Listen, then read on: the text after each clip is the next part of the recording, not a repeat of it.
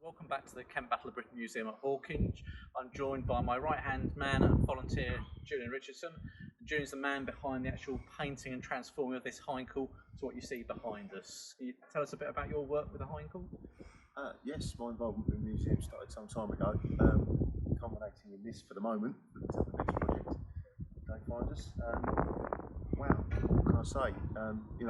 Considering that we got it down at the height, at the start of the pandemic, which enabled one volunteer to be able to stay here and work on his own, get the thing basically bare metal completely, so I could come down here and paint it. One of those ambitions you had, you wanted to paint the German aircraft, didn't you, from a kid? It was, yes, yeah. I always wanted to paint a German aircraft, particularly a Messerschmitt 109, but a Heinkel obviously is very, very second place. Obviously we had the great paintwork design done by Clint Mitchell, who had researched all the colours and the markings of the drawings. That's a massive achievement for us. And getting back to worked very, very hard on it. All the volunteers have done their part, haven't they, so far? We've probably had about 12 volunteers have been working on the project, so unfortunately we won't name everybody today, but there's been a lot of people working on it. It was less than we had hoped because of the pandemic, but obviously Julian transformed it from a silver fuselage and wings into what you see in front of you. Clint also, we mentioned about did the design work. A lot of the models you'll see, a lot of the kits you see on this very aircraft, you'll see is actually blue when it actually should be green.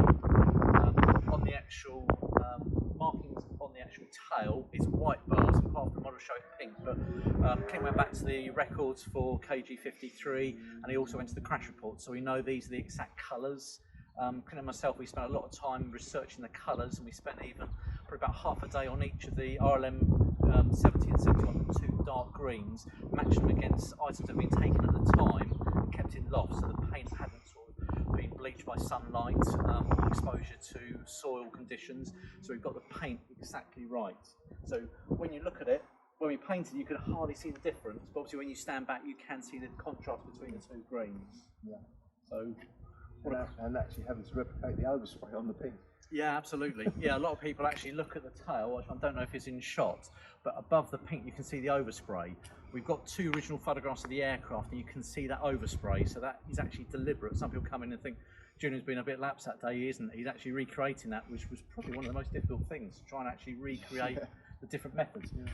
Trying to recreate some of this overspray. We tried several different methods, and we tried foam to give an overspray, and in the end Julian had to re-spray just to get that feather edge in. So it just shows you the skill that Julian brings to the museum as one of a great cracking team of volunteers. We've got about 50 volunteers, probably 20 of which are hands-on during the winter doing projects like this. If you are interested in volunteer, by all means contact us. We should be open from the 18th of May if the government release the lockdown, so we hope to see you soon. Thanks for joining Julian and Dave at the Kent Battle of Britain Museum. Thank you.